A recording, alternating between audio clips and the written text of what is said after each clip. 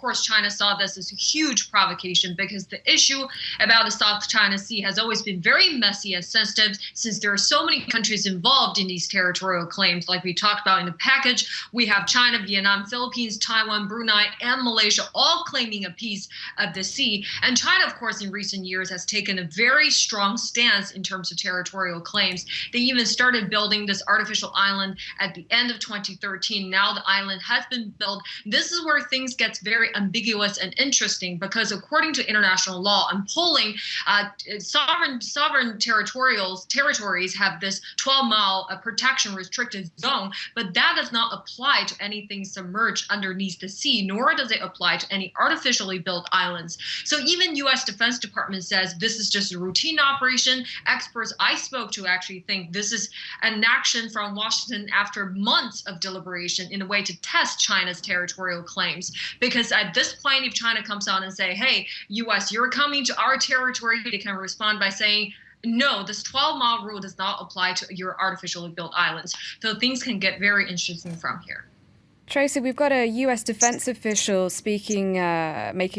commenting on this right now, and in his latest comments he said that the US expects patrols in the South China Sea to become more frequent.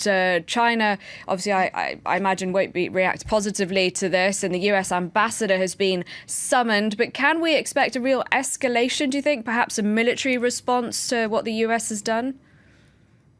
That is a very good question. So far, China certainly has used some very strong language. The China Ministry of Foreign Affairs said this is an illegal act. The U.S. has illegally entered China's waters. And the ministry spokesman said if the relevant parties insist on escalating the situation, creating tension in the region, China would have no choice but to actually enhance our capabilities in the region. So these are some very strong languages. But that being said, people still think it's very unlikely China would actually use any military action at this point as a form of retaliation, because historically China doesn't like to respond militarily. And furthermore, this type of situations has happened before. Just this past May, a U.S. surveillance plane carrying a TV crew actually flew over the disputed territory area, which triggered 8 warnings from the Chinese military, but with no actual action. But that being said, going forward, if these type of patrols become